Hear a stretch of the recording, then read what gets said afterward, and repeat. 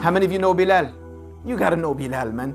Bilal is someone whom the Prophet ﷺ said he heard his footsteps. And wanted to know what is so special. What do you do, Bilal, that makes you so special? The companions wanted to know. The Prophet ﷺ said he heard your footsteps in paradise. Bilal was so beloved to the Prophet ﷺ. One day Abu Dhar and Bilal got into an argument. This is such a profound lesson for us in this modern century that we live in. Abu Dhar and Bilal got into an argument over how to distribute spoils of war. Abu Dhar made a suggestion and Bilal said, no, that's not the way we should do that. How did Abu Dhar respond? Anybody know? He called him son of a black woman. He called him the N-word. Same thing. Called him the N-word. Can you imagine today, subhanAllah? Cancelled. That's it. There's no coming back for you, bro. Permanent cancellation. Imagine if I went online and called somebody the N-word. Game over. Especially with this color right here. Oh, it's over. I might hide.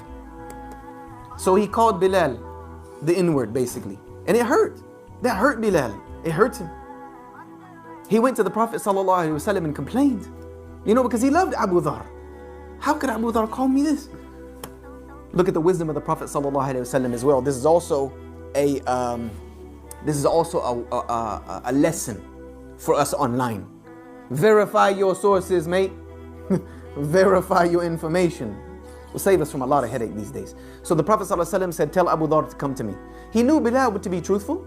But you know what? In every situation, there are three sides to a story. One person's side, the other person's side, and then the truth, which is usually somewhere in the middle of those two. So he called Abu Dhar and asked him, did you say this to Bilal? And he admitted it. He said, yes, Ya Rasulullah said it. He was ashamed. The Prophet ﷺ said, Abu Dhar, there's still jahiliyyah in you. That broke him.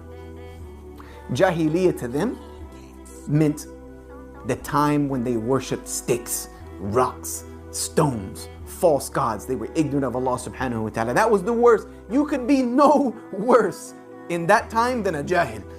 So he was very broken by that. And he went to look for Bilal. And when he found Bilal, he looking for him everywhere. Where does he find Bilal? He finds Bilal in the most busy place in Medina, in the market. And what does he do? He goes to Bilal. What does he do? Does he call him to, come around the corner, let's squash this beef. You know what I mean? Let me holler at you. Let me take you to the side. We'll squash it in private and then we'll come out and tell everybody, yeah, we squashed it. No. That's not how men handle business. I insulted you in public.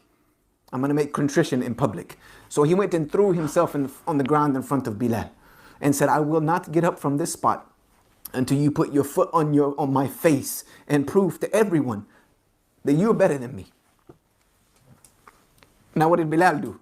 Did he jump? Yeah, I would jump on him. That's how prove a point. No. He picked him up and kissed his face and said, I'd rather kiss this face than step on it. And that was it. It was over. It was over. It was squashed. That's how grown men handle business. That's how two grown men who believe in Allah subhanahu wa ta'ala handle business. That type of atmosphere, that type of idea, that type of ideology is rare in today's day and age.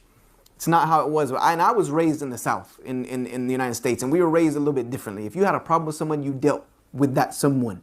You dealt with that someone straight up, front to front, face to face, and you squashed it. And sometimes you guys might talk it out, and you might make a little tussle. Somebody might get a black eye. Like, hey, it happens.